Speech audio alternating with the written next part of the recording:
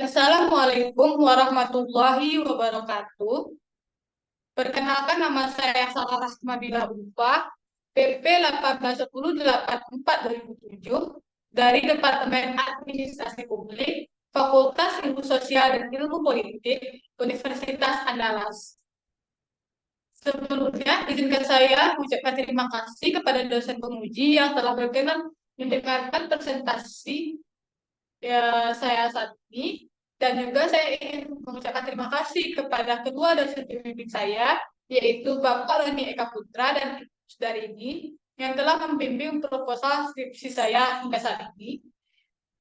Kemudian perkenankan saya mempresentasikan proposal skripsi saya dengan judul Strategi Dinas Pertanian Kabupaten Tanah Datar dalam meningkatkan kesejahteraan petani. Yang pertama yaitu pembahasan terdiri dari bab 1 pendahuluan, bab 2 tinjauan pustaka, dan bab 3 metode penelitian. Latar belakang, sektor pertanian merupakan salah satu sektor yang mempengaruhi perekonomian beberapa negara di dunia, termasuknya Indonesia.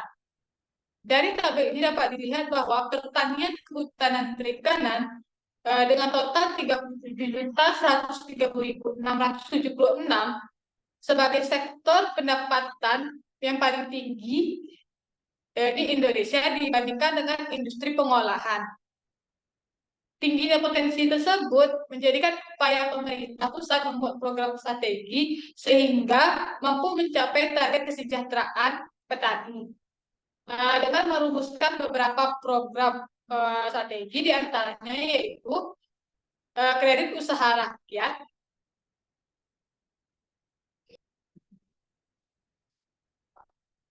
kemudian program gerakan 3 kali ekspor, pembentukan komando strategi pembangunan pertanian. Terkait dengan tingkat kesejahteraan petani, dapat dilihat yaitu dari nilai tukar petani atau NTP. NTP yaitu proyeksi untuk melihat tingkat kesejahteraan petani secara menengah atau jangka pendek yang terdiri dari IB dan FB. Indeks yang diterima tadi, sedangkan IB yaitu indeks yang dibayar oleh petani. Terkait nilai NTP tahun 2022 dan 2021 dapat dilihat pada tabel berikut ini. Selanjutnya yaitu Provinsi Sumatera Barat. Provinsi Sumatera Barat merupakan salah satu provinsi yang memiliki keanekaragaman hayati dan memiliki wilayah yang berpotensi sebagai lahan pertanian. Kemudian, Provinsi Sumatera Barat juga memiliki penduduk yang sebagian besar berpotensi sebagai petani, yaitu dengan total 895,67 ribu orang. Namun, potensi Sumatera Barat tersebut menurun pada tanaman padi di Sumatera Barat pada 3 tahun terakhir. Untuk tingkat penurunannya dapat dilihat pada tabel berikut ini. Kemudian, salah satu kabupaten yang ada di Sumatera Barat, yaitu Kabupaten Tanah Datar, pada tahun 2020 mencapai peningkatan produksi padi dengan total yaitu 333.077 ton GKG atau gabah kering hingga akhir tahun 2020. Selain itu, kabupaten memiliki 80% penduduknya yang berprofesi sebagai petani.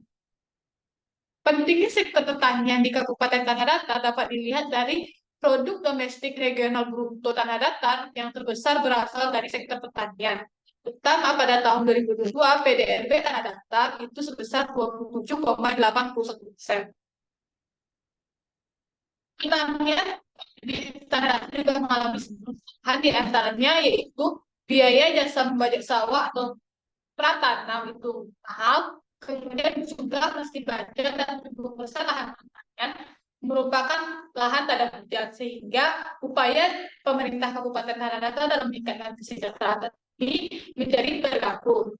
Selanjutnya yaitu terkait dengan fenomena empiris dan teoritis. Misi Kabupaten Tanah Datar yaitu meningkatkan ekonomi masyarakat dan memperluas lapangan kerja berbasis pertanian, industri, dan UMKM. Misi tersebut sebagai bentuk bahwa sektor pertanian menjadi prioritas pembangunan di Kabupaten Tanah Datar. Kemudian juga meluncurkannya beberapa program unggulan, diantaranya itu program pajak gratis, AUTP dan AUTS, pembangunan dan rehabilitasi irigasi, serta yang terakhir yaitu peningkatan pupuk subsidi. Kemudian dibentuknya sistem kolaborasi manajemen Brigade Alsintan.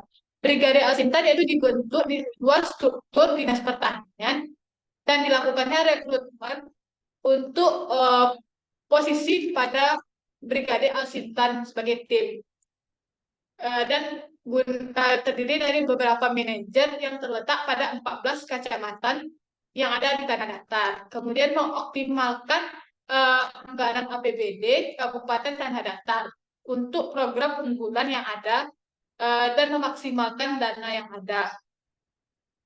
Terkait program AUTP dan AUTS, 20% dana berasal dari APBD setelah menjadi program unggulan yang sebelumnya AUTP atau asuransi usaha tani pagi dan asuransi usaha ternak sapi tanggungannya dibayarkan oleh yang bersangkutan sebagai petani dan peternak, sekarang dibayarkan dari APBD Kabupaten Tanah Datar. Selanjutnya rumusan masalah. Peneliti merumuskan rumusan masalah sebagai berikut, yaitu bagaimana strategi Dinas Pertanian Kabupaten Tanah Datar dalam meningkatkan kesejahteraan petani dengan tujuan yaitu menganalisis dan mendeskripsikan strategi Dinas Pertanian Kabupaten Tanah Datar dalam meningkatkan kesejahteraan petani. Manfaat penelitian. Yang pertama, manfaat teoritis. Hasil dari penelitian ini diharapkan dapat bermanfaat secara teoritis melalui sumbangan teori menggunakan tipe-tipe strategi untuk kajian bidang keilmuan administrasi publik.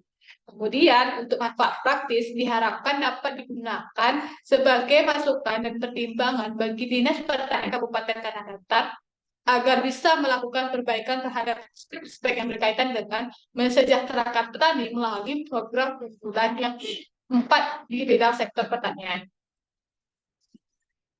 Ya, tidak sampai itu yang pertama, studi penelitian relevan. Yang pertama yaitu dari penelitian Saudari Isma Miranda dengan judul Strategi Dinas Pertanian Kota Padang dalam peningkatan produksi pertanian melalui program Jamsiar Logowo. Relevansi penelitian dengan yang benar dilakukan yaitu sama-sama tentang meningkatkan hasil produksi padi dan meningkatkan pendapatan serta mensejahterakan petani. Yang kedua yaitu penelitian dari Saudari Kartika dengan judul Strategi Dinas Pertanian dan Perikanan Kota Baru dalam mengembangkan sektor pertanian. Relevansinya yaitu sama-sama tentang strategi pada sektor pertanian melalui program Dinas Pertanian. Kemudian yang ketiga yaitu penelitian dari Saudari Novianti dengan judul Strategi Penanganan Kawasan Permukiman Kumuh di Kota Padang dengan relevansi penelitian yaitu metode penelitian yang sama-sama menggunakan deskriptif kualitatif. Selanjutnya yaitu penelitian dari Saudara Rizky Azhari dan kawan-kawan dengan judul Strategi Pengendalian Hama Tanaman oleh Dinas Kabupaten Karawang. Relevansinya dengan penelitian yang peneliti lakukan yaitu tentang sektor pertanian serta metode penelitian yang digunakan. Dan yang terakhir yaitu dari Erwan Sastrawan Farid dan kawan-kawan dengan judul Peningkatan Pendapatan Kecil melalui program rumah tanam metode Smart Farming 4.0. Relevansinya yaitu sama-sama tentang peningkatan pendapatan dan produktivitas petani. Selanjutnya yaitu teori. Teori yang digunakan dalam penelitian ini yaitu strategi konten tipe-tipe strategi yang terdiri dari strategi organisasi, strategi program, strategi sumber daya, dan strategi kelembagaan. Skema pemikiran dapat dilihat pada slide berikut ini. Kemudian, definisi konsep. Strategi adalah suatu upaya yang digunakan sebagai bentuk alat untuk mencapai tujuan tertentu yang telah ditetapkan organisasi, sehingga akan mempengaruhi tingkat keberhasilan organisasi dalam tujuan yang akan dicapai. Kemudian, meningkatkan kesejahteraan petani adalah upaya yang dilakukan dengan tujuan petani dapat memenuhi kebutuhan dasar dan anggotanya keluarganya melalui kegiatan pada sektor pertanian seperti usaha tani, di bidang hortikultura, tanaman pangan, dan bidang peternakan. Selanjutnya yaitu definisi operasional. Terkait definisi operasional yang pertama dari variabel strategi organisasi terdiri dari indikator misi organisasi dengan cara ukur mendeskripsikan pelaksanaan misi berjalan atau tidak. Kemudian mendeskripsikan kegiatan yang dilakukan berkaitan dengan pelaksanaan misi. Indikator yang kedua yaitu tujuan organisasi dengan cara mengukur, yaitu mendeskripsikan tujuan yang ingin dicapai organisasi dan mendeskripsikan tujuan berhasil dicapai atau tidak. Untuk program strategi itu selanjutnya tentang dan dampak program terhadap organisasi.